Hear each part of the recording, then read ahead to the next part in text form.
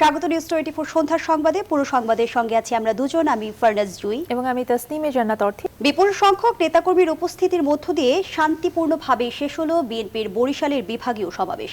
নিরপেক্ষ নির্বাচন দিতে সরকারের প্রতি আবারও আহ্বান জানিয়েছেন বিএনপি নেতারা। সেই সঙ্গে প্রয়াত রাষ্ট্রপতি জিয়াউর রহমানের খেতাব বাতিলের সিদ্ধান্ত পরিহার এবং বেগম খালেদা জিয়ার নিঃশর্ত মুক্তির দাবি জানান তারা। রাহাত খানের তথ্য ছবিতে দেখুন ডেস্ক রিপোর্ট। বরিশালে বিভাগীয় সমাবেশের মধ্য দিয়ে বৃহস্পতিবার আন্দোলন শুরু করল বিএনপি। বরিশাল জেলা স্কুল মাঠে আয়োজিত সমাবেশে সকাল থেকেই জমায়েত হন বিএনপি নেতাকর্মী ও সমর্থকরা। দুপুর নাগাদ কানায় কান্নায় পূর্ণ হয় সমাবেশ স্থল। বিপুল সংখ্যক আইনশৃঙ্খলা বাহিনীর উপস্থিতিতে বেলা ৩টায় শুরু হয় বিএনপির পূর্ব নির্ধারিত এই বিভাগীয় সমাবেশ।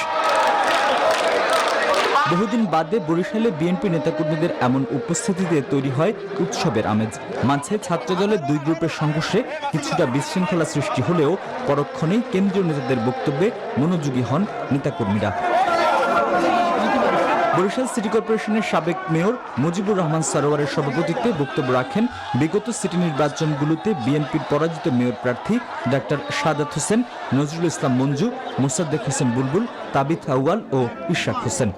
একটি নিরপেক্ষ তত্ত্বাবধায়ক সরকার পুনর্বহালের দাবিতে আপনারা জানেন গত 2011 সালে বর্তমান সরকার 11 সরকারের ধারাবাহিকতায় তারা ক্ষমতায় আসে একটি আমাদের পার্শ্ববর্তী রাষ্ট্রের পৃষ্ঠপোষকতায় এবং প্রত্যক্ষ সহযোগিতায়।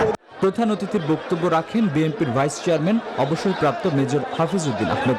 দলের প্রতিষ্ঠাতা প্রয়াত রাষ্ট্রপতি জিয়াউর রহমানের বীরুত্তম খেতাব বাতিলের সিদ্ধান্ত পরিবর্তন এবং দলের সাজাপ্রাপ্ত চেয়ারপারসন খালেদা জিয়ার সুচিকিৎসা নিশ্চিত ও নিরপেক্ষ নির্বাচন দিতে সরকারের প্রতি আহ্বান জানান তিনি। জিয়াউর রহমানের খেতাব তারা বাতিল করতে চায়।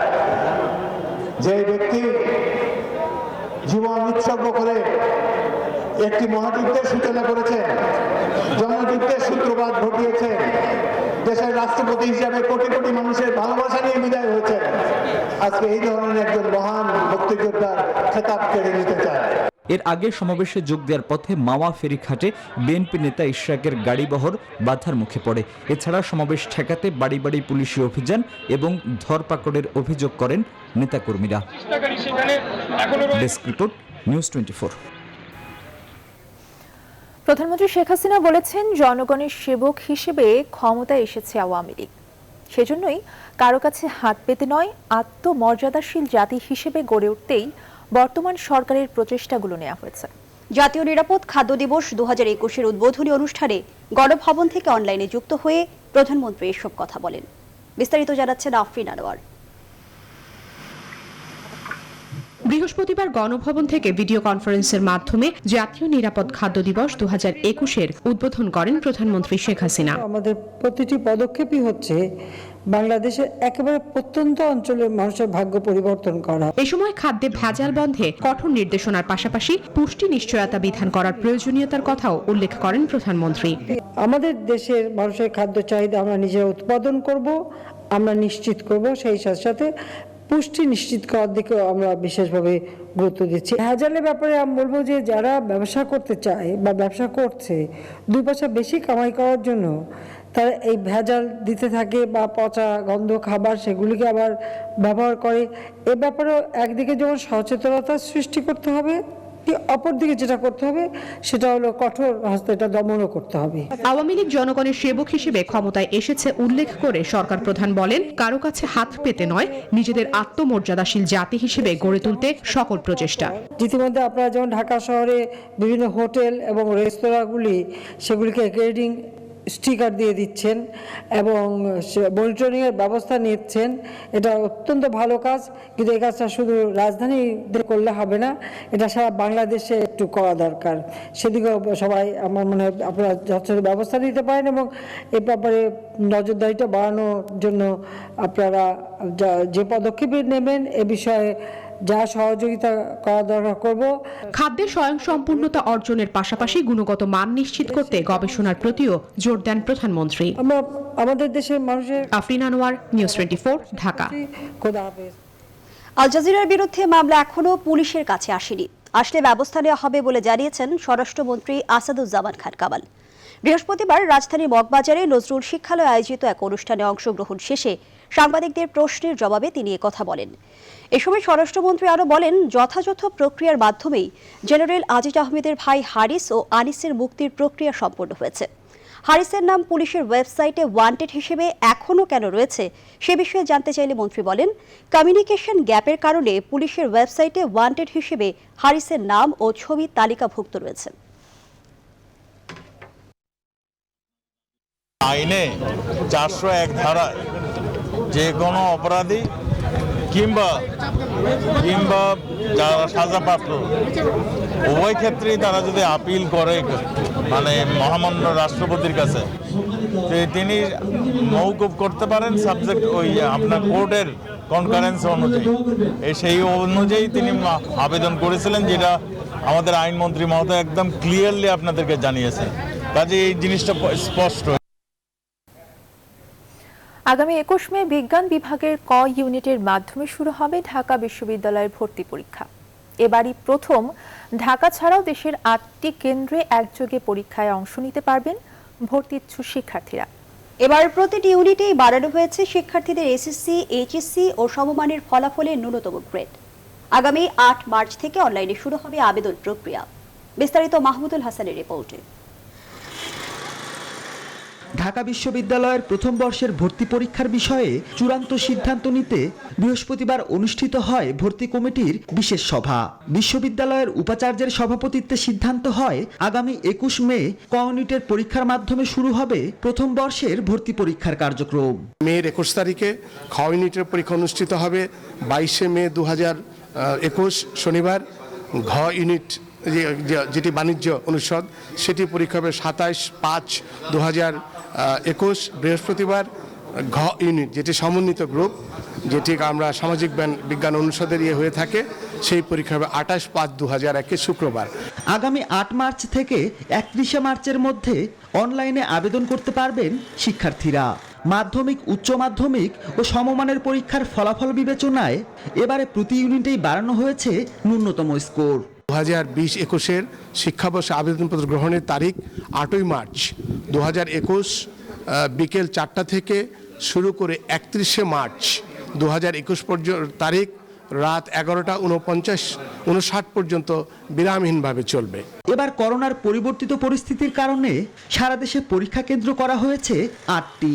ঢাকার বাইরে আরও 7টি কেন্দ্রের মধ্যে শিক্ষার্থীরা তাদের পছন্দ মতো কেন্দ্রে অংশ নিতে পারবেন ভর্তি পরীক্ষায়। মাহমুদুল হাসান, নিউজ 24, ঢাকা। ব্রাহ্মণবাড়িয়ার নাসিরনগরে ধর্ষণের ঘটনায় ভুক্তভোগী শিশুর আলাদা 3টি মেডিকেল রিপোর্ট এবং একটি ছাড়পত্রে অসামঞ্জস্যতার ঘটনায় অভিযুক্তদের ব্যক্তিগত হাজিরা থেকে অব্যাহতি দিয়েছেন হাইকোর্ট।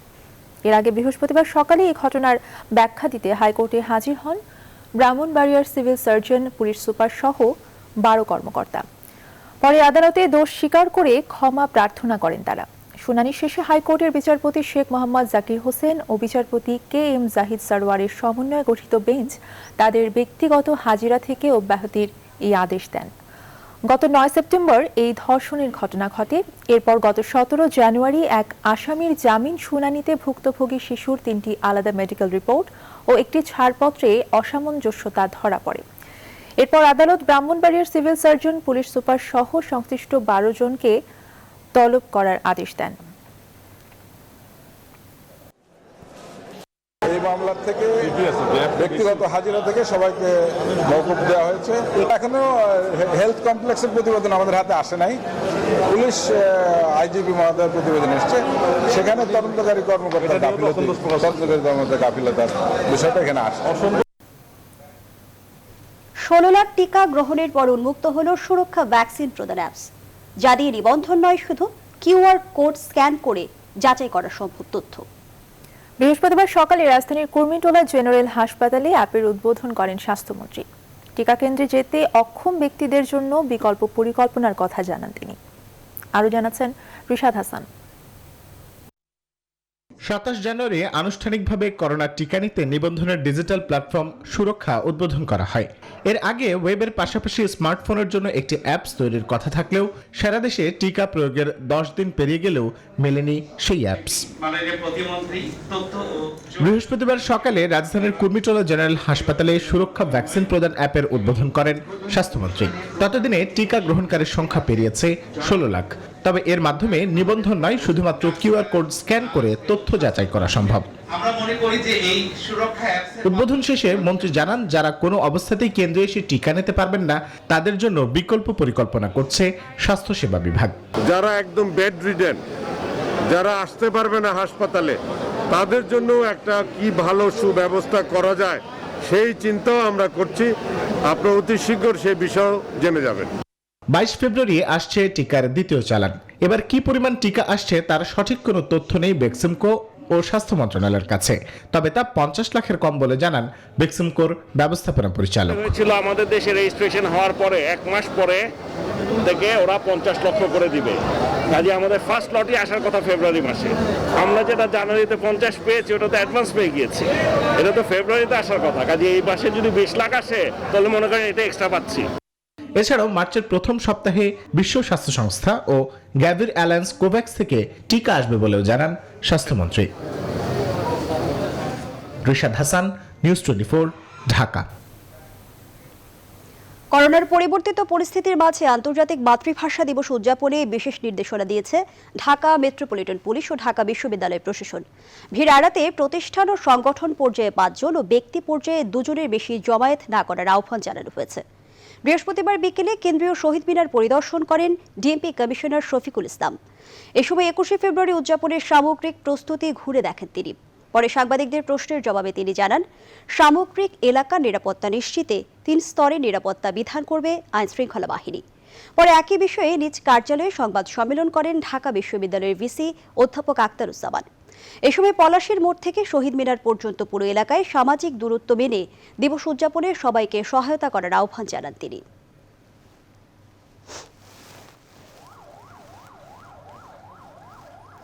পলাশীর মোড় থেকে কেন্দ্রীয় শহীদ মিনার পর্যন্ত আমরাও কিছু মার্ক করে রাখবো, স্ট্যান্ডিং পয়েন্ট, দাঁড়ানোর যে জায়গাগুলো সেগুলো বিশ্ববিদ্যালয় থেকে করা হবে। সংশ্লিষ্ট কমিটি সেটি করবেন।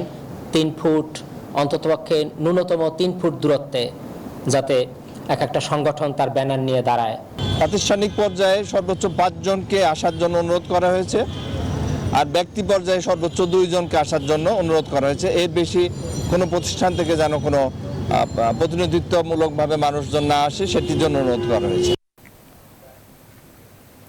বরিশাল বিশ্ববিদ্যালয়ের শিক্ষার্থীদের ওপর হামলার ঘটনায় এখনো পর্যন্ত থানায় কোনো মামলা হয়নি, কাউকে গ্রেফতারও করেনি পুলিশ।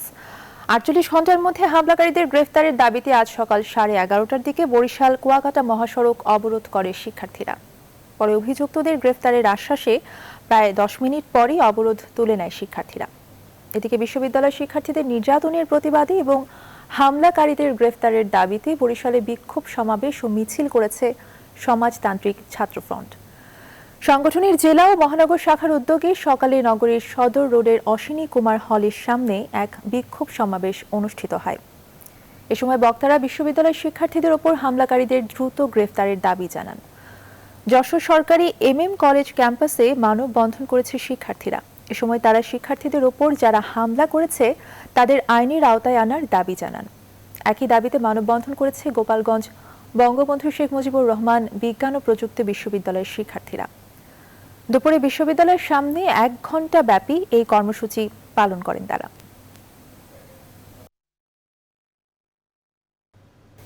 করোনাকালে ফ্লাইট চলাচল বন্ধ থাকায় 1 বছরে প্রায় 600 কোটি টাকা রাজস্ব হারিয়েছে ঢাকার হযরত শাহজালাল আন্তর্জাতিক বিমানবন্দর।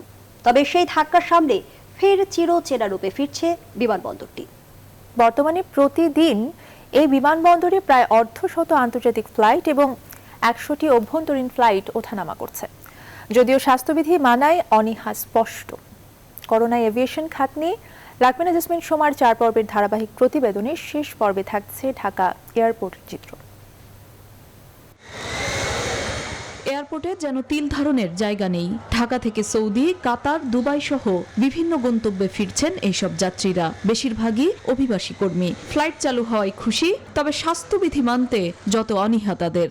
করোনা ভাইরাসের জন্য সমাজ দূরত্ব রাখার জন্য করছে, এটা তো কিছুই হচ্ছে না। বলে মানুষের চলতেছে না।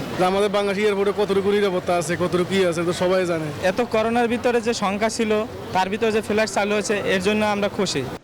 ঢাকা এয়ারপোর্টের এবারের এই দৃশ্য 4 মাস আগের, যখন এয়ারপোর্ট জুড়ে ছিল শুনশান নীরবতা। করোনার ছোবলে 3 মাস ফ্লাইট বন্ধ থাকায় অন্তত 600 কোটি টাকা রাজস্ব হারিয়েছে সরকার। শাহজালাল আন্তর্জাতিক বিমানবন্দর কর্তৃপক্ষ বলছে 2019 সালের এপ্রিল থেকে ডিসেম্বর 1 বছরে অ্যারোনটিক্যাল, নন অ্যারোনটিক্যাল চার্জ বাবদ বিমানবন্দরের আয় হয়েছিল 1105 কোটি টাকা, আর 2020 সালের একই সময়ে আয় হয়েছে তার অর্ধেকেরও কম, 500 কোটি টাকা। তবে করোনার দ্বিতীয় ধাক্কা নিয়ে যতটা শঙ্কা ছিল, বাস্তবে তা ঘটেনি। সেকেন্ড ওয়েভের প্রভাব তেমন খুব একটা পড়েনি।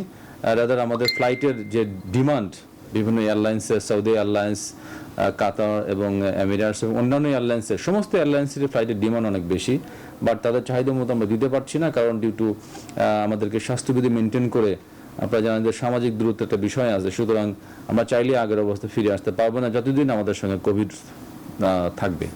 বিমানবন্দর কর্তৃপক্ষ জানায়, ঢাকা এয়ারপোর্টে বর্তমানে প্রতিদিন আন্তর্জাতিক রুটে প্রায় 50টি বাণিজ্যিক ফ্লাইট ওঠানামা করছে। স্বাভাবিক সময়ে এই সংখ্যা থাকে 100টির মতো, আর অভ্যন্তরীণ রুটে করোনার ধাক্কা সামলে স্বাভাবিক সময়ের মতোই পুরা দমে ফ্লাইট চলাচল শুরু হয়েছে। করোনার ধাক্কায় বিশ্বব্যাপী আন্তর্জাতিক ফ্লাইটগুলো তছনছ হলেও ঘুরে দাঁড়ানোর প্রচেষ্টায় বাংলাদেশের এভিয়েশন খাত। সিভিল এভিয়েশন কর্তৃপক্ষ বলছে, দেশের অর্থনৈতিক উন্নয়নের স্বার্থে ফ্লাইট বন্ধ করে নয়, বরং বাড়তি সতর্কতা অবলম্বনের মাধ্যমে বাংলাদেশের আকাশ উন্মুক্ত রাখতে চায় সরকার। লাকমিনা জেসমিন সোমা, নিউজ 24, ঢাকা। সংবাদের এই পর্যায়ে একটা বিরতি নিচ্ছে, ফিরছি আরো খবর নিয়ে, সঙ্গেই থাকুন। আবারও স্বাগত। আপনারা দেখছেন নিউজ 24 সন্ধ্যার সংবাদ। দ্রুত করোনার টিকা পেতে মানুষ আমেরিকা থেকে বাংলাদেশে আসছে বলে জানিয়েছেন পররাষ্ট্রমন্ত্রী ডক্টর এ কে আব্দুল মোমেন। বৃহস্পতিবার সকালে Mohakhali Sheikh Russel gastro liver institute ও হাসপাতালে করোনার টিকা নেয়ার পর তিনি একথা বলেন। এ সময় বিভ্রান্তি এবং অপপ্রচারে কান না দিয়ে সবাইকে করোনা টিকা নেয়ার আহ্বান জানান পররাষ্ট্রমন্ত্রী।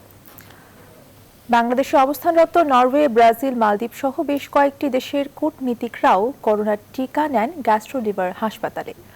পরে সাংবাদিকদের সাথে আলাপকালে টিকা ব্যবস্থাপনার প্রশংসা করেন তারা।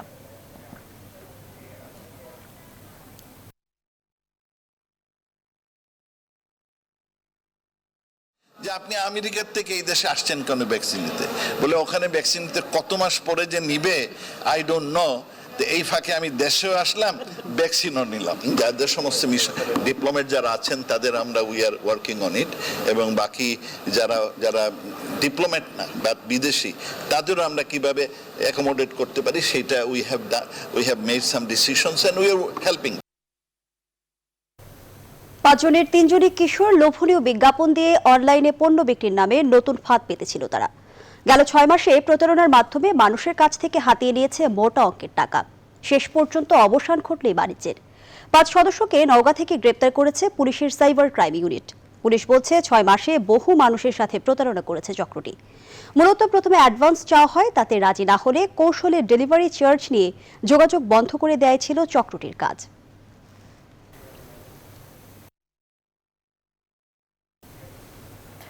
দেশে নানামুখী ষড়যন্ত্র হচ্ছে এবং সেজন্য সবাইকে সতর্ক থাকার আহ্বান জানিয়েছেন তথ্যমন্ত্রী ডক্টর হাসান মাহমুদ। জাতীয় প্রেস ক্লাব আয়োজিত ভাষা আন্দোলনে বঙ্গবন্ধু শীর্ষক সেমিনারে তিনি একথা বলেন। তথ্যমন্ত্রী বলেন, ভাষা আন্দোলন সংগঠিত করার অপরাধে 1949 সালে বঙ্গবন্ধু গ্রেফতার হন। এমনকি ভাষা আন্দোলনে বাধা দেয়ায় প্রতিবাদে ফরিদপুরে জেলে বসেও অনশন করেছেন বঙ্গবন্ধু। জাতীয় প্রেস ক্লাবের সভাপতি ফরিদা ইয়াসমিনের সভাপতিত্বে সেমিনারে উপস্থিত ছিলেন বাংলা একাডেমির সভাপতি শামসুজ্জামান খান সহ অন্যান্যরা।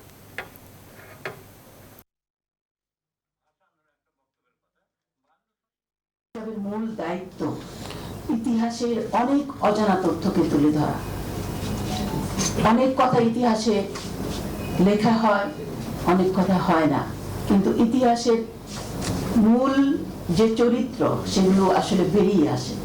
যতই ইতিহাসকে ধামাচাপা দেওয়ার চেষ্টা হোক না কেন, সেই তথ্য বেরিয়ে আসবে। আমাদের দেশকে নিয়ে নানা ধরনের ষড়যন্ত্র হচ্ছে, সেগুলো সম্পর্কেও আমাদেরকে সজাগ থাকতে হবে। আজকে যে সর্বক্ষেত্রে বাঙালিরা বাংলাদেশ এগিয়ে গেছে, খাদ্য ঘাটতির দেশ, পৃথিবীর সবচেয়ে ঘনবসতিপূর্ণ দেশ, মাথাপিছু কৃষি জমির পরিমাণ পৃথিবীতে সর্বনিম্ন, সেই দেশ খাদ্য উদ্বৃত্তের দেশ, স্বল্পোন্নত দেশ, সেটি আজকে মধ্যম আয়ের দেশ। সড়ক দুর্ঘটনা নিয়ন্ত্রণ ও সড়ক নিরাপত্তায় ইজি বাইক 3 হুইলার জাতীয় অটোরিকশা রেজিস্ট্রেশনের আওতায় আনতে যাচ্ছে সরকার। এ লক্ষ্যে একটি সাব কমিটি গঠন করা হয়েছে বলে জানিয়েছেন সড়ক পরিবহন ও সেতুমন্ত্রী ওবায়দুল কাদের। বৃহস্পতিবার রাজধানীর বিআরটিএর প্রধান কার্যালয়ে জাতীয় সড়ক নিরাপত্তা কাউন্সিলের 28তম সভায় সভাপতির বক্তব্যে তিনি এসব কথা বলেন।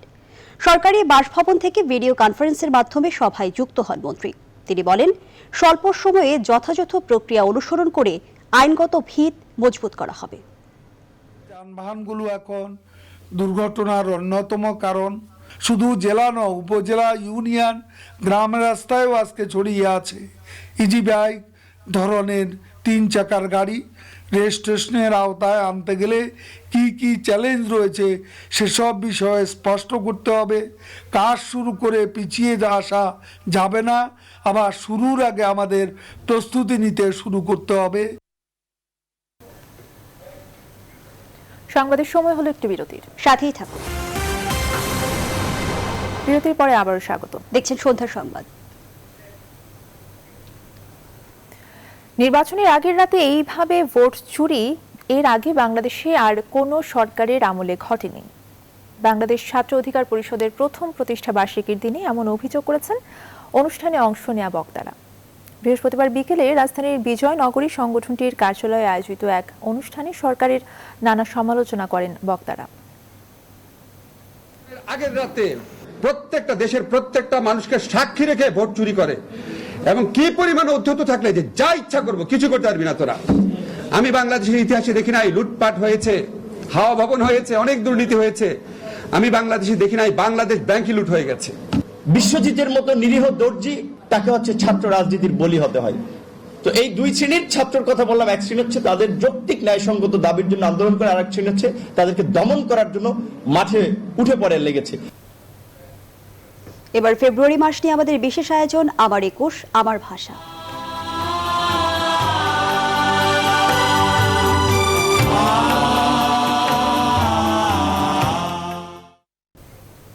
ভাষার মাস এলে নড়ে চড়ে বসে বিভিন্ন প্রতিষ্ঠান থেকে শুরু করে সংগঠন কিংবা ব্যক্তি। সেখানে পিছিয়ে নেই সিটি কর্পোরেশনও। বৃহস্পতিবার রাজধানীর রামপুরায় সাইনবোর্ডে প্রতিষ্ঠানের নাম ফলকে বাংলা ভাষা নিশ্চিত করতে ভ্রাম্যমাণ আদালতের অভিযান চালায় ঢাকা উত্তর সিটি কর্পোরেশন। বিস্তারিত জানাচ্ছেন মাসুদ আলাবনী। চলছে ভাষার মাস, তাই যেন রাজধানীর বিভিন্ন প্রতিষ্ঠান এবং দোকানের সাইনবোর্ডের নাম ফলকে বাংলা ভাষার ব্যবহার নিশ্চিত করতে এমন অভিযান ঢাকা উত্তর সিটির। আমাদের সিটি কর্পোরেশনের ট্রেড লাইসেন্সও রয়েছে বাংলায় সাইনবোর্ড লেখা বাধ্যতামূলক। ভাষার মাস আসলে আমরা ভাষার মাসকে সম্মান জানানোর জন্য বিশেষভাবে আমরা এই উদ্যোগটা গ্রহণ করি।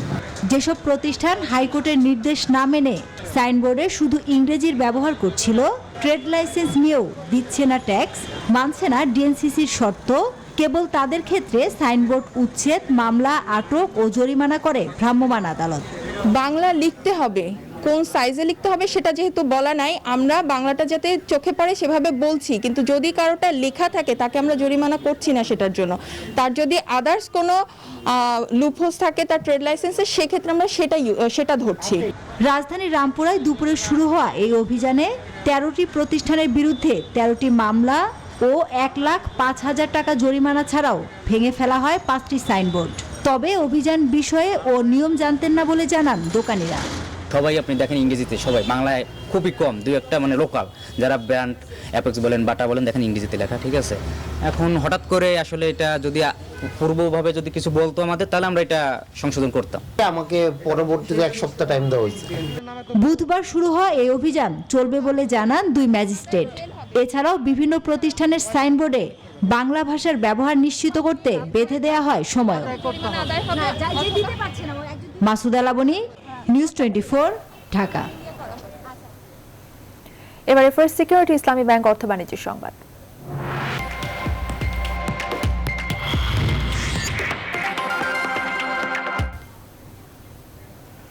পতনের মধ্য দিয়ে সপ্তাহের শেষ কার্যদিবসের লেনদেন হয়েছে দেশের দুই পুঁজিবাজারে। বৃহস্পতিবার প্রধান পুঁজিবাজার ঢাকা স্টক এক্সচেঞ্জ ডিএসসি এর প্রধান সূচক ডিএসইএক্স কমেছে প্রায় 28 পয়েন্ট। সূচকের পাশাপাশি কমেছে বড় অঙ্কের লেনদেন। ডিএসসিতে মোট লেনদেন হয়েছে 694 কোটি টাকা, যা তার আগের কার্যদিবসের চেয়ে প্রায় 170 কোটি টাকা কম। ঢাকার বাজারে লেনদেনে অংশ নেওয়া কোম্পানিগুলোর মধ্যে দর বেড়েছে 76টির, কমেছে 144টির, আর অপরিবর্তিত দেখা গেছে 126টি কোম্পানিকে। এদিকে দেশের অপর পুঁজিবাজার চট্টগ্রাম স্টক এক্সচেঞ্জ সিএসইতে মোট লেনদেন হয়েছে 23 কোটি 53 লাখ টাকা। এদিন সিএসইর প্রধান সূচক কমেছে 120 পয়েন্ট।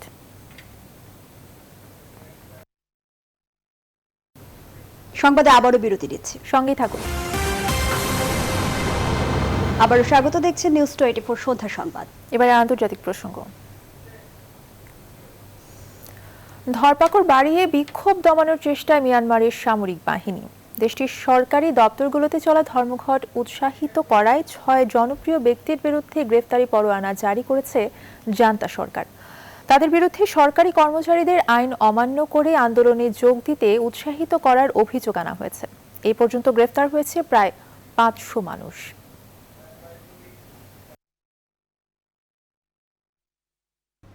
অবশেষে প্রেসিডেন্ট জো বাইডেনের ফোন পেলেন ইসরায়েলের প্রধানমন্ত্রী।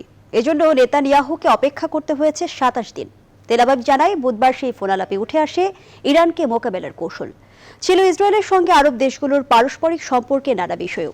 এদিকে উইঘর ইস্যুতে মানবাধিকার লঙ্ঘনের দায়ে চীনকে ফের কড়া হুঁশিয়ারি দিলেন বাইডেন।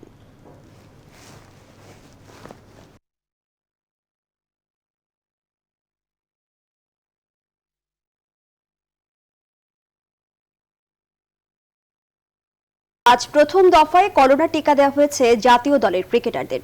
রাজধানীর কুর্মিটোলা জেনারেল হাসপাতালে তামিম, সৌম্য, মিরাজ, তাসকিন সহ 6 ক্রিকেটার ও কোচিং স্টাফদের ভ্যাকসিন দেওয়া হয়। টিকা নেবার পর সবাই জানিয়েছেন নিজেদের সুস্থতার কথা। ধীরে ধীরে সব ক্রিকেটারদের ভ্যাকসিনের আওতায় নিয়ে আসার কথা জানিয়েছেন বিসিবি সভাপতি নাজমুল হাসান পাপ। বিস্তারিত জানাচ্ছেন পার্থ বণিক। করোনা মহামারীর মাঝে প্রথমবারের মতো দেশের বাইরে যাচ্ছে জাতীয় ক্রিকেট দল। গন্তব্য তাসমান পাড়ের দেশ নিউজিল্যান্ড। করোনা নিয়ন্ত্রণে দেশটি সবচেয়ে সফল হলেও কোনো ঝুঁকি নিতে রাজি নয় বিসিবি। তাই বৃহস্পতিবার থেকে শুরু হয়েছে ক্রিকেটারদের করোনা টিকা দেওয়ার কার্যক্রম। সকাল 10টা নাগাদ রাজধানীর কুর্মিটোলা জেনারেল হাসপাতালে একে একে এসে পৌঁছান সৌম্য, নাসুম, নাইম শেখ, মিরাজ, তাসকিন আর তামিম। ক্রিকেটারদের সাথে এদিন টিকা গ্রহণ করেন কোচিং প্যানেলের সকলেই। ভ্যাকসিন গ্রহণের পর তামিম ইকবাল জানান, টিকা নিয়ে কোনো সংশয় থাকা উচিত নয়। সবাইকে ভ্যাকসিন নিতে আহ্বান জানান ওয়ানডে দলের অধিনায়ক। ভয় অবশ্যই ছিল, আমি এটা অস্বীকার করব না, এটা সবার মনেই থাকতে পারে। বাট জিনিসটা নিয়ে যদি একটু জানা যায়, অথবা জিনিসটা নিয়ে যখন আপনাকে কেউ যারা কনসার্ন ওনারা যদি বুঝাবেন, তখন আপনি বুঝতে পারবেন যে জিনিসটা আসলে আমরা লাকি যে আমরা এই জিনিসটা পাচ্ছি। ধীরে ধীরে সকল ক্রিকেটারকে করোনা টিকা দেওয়া হবে বলে নিশ্চিত করেছেন বিসিবি সভাপতি Nazmul Hasan Papon. Basically national team যারা নাকি প্রায়োরিটিতে ছিল, যারা নাকি নিউজিল্যান্ড সফরে যাচ্ছে, তাদের জন্য আজকে এসে হচ্ছে। কিন্তু এর সাথে সাথে অন্যান্য কিছু খেলোয়াড়ও এসছে, যেমন এখানে মুশফিকুর রহিম, মাহমুদুল্লাহ রিয়াদ, ওরাও সকলেই নিচ্ছে টিকা, ব্যাপারে কোনো সন্দেহ নেই। ক্রিকেটারদের বেশিরভাগ টিকা নেবার ব্যাপারে আগ্রহ দেখালেও অনেকেই নিতে চাইছেন পরে, জানালেন বিসিবি পরিচালক জালাল ইউনুস। যেহেতু অনেকে এত বড় একটা সফর, একটা ট্যুর গেল, অনেকে রেস্ট নিয়ে নিতে চাচ্ছে, আর কিছু যারা মনে করছে যে না এখনই দিয়ে দেওয়া ভালো, তারা এখনই নিয়ে নিচ্ছে। এখানে ভয় সংকোচে কিছু নেই, কিছুজন যারা আছে তারা একটু টাইম নিতে চাচ্ছে। পার্থ বণিক, নিউজ 24, ঢাকা। এই ছিল সন্ধ্যা সংবাদের আয়োজন। এতক্ষণ সাথে থাকাই ধন্যবাদ সবাইকে।